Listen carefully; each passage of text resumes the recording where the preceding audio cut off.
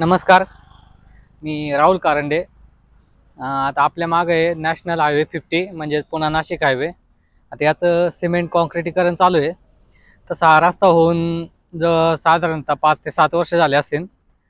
लगेच काय या रस्त्याला मला वाटत नाही याला सिमेंट कॉन्क्रिटीकरणची गरज होती, कारण हा रस्ता तसा पण चांगला होता।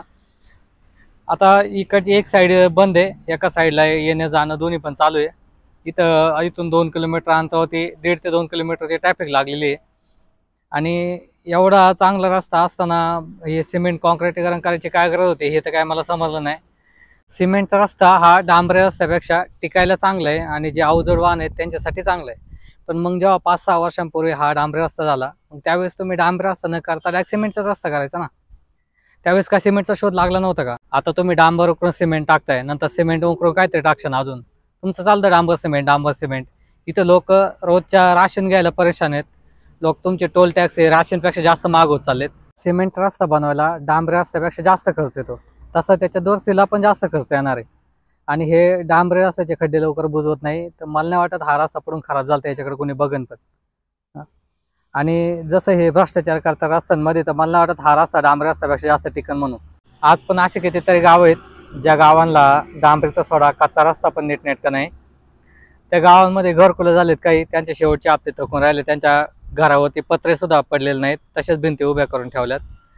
आणि इकडे हे डबल टिबल रस्ते गरज नसताना डांबर फोडून सिमेंट टाकून यांचं हे चाललेलं आहे। आणि हे काही फुकट नाही, यांनी हा सिमेंट रस्ता बनवला तर हे टोल टॅक्सवरून आपल्याकडे वसूल करून घेणार आहेत।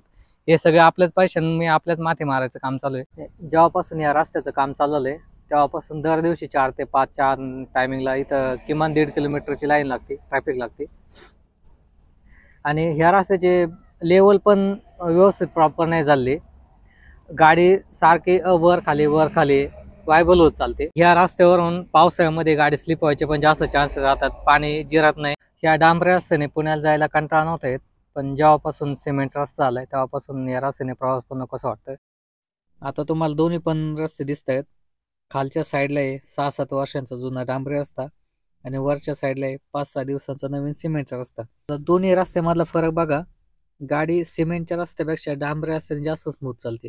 ज्या रस्त्याने जास्त अवजड वाहनांची वाहतूक होती तिथं सिमेंटच्या रस्त्याची गरज आहे, कारण तो रस्ता डांबरी रस्त्याच्या मानाने मजबूत असतो, तो खाली खचत नाही।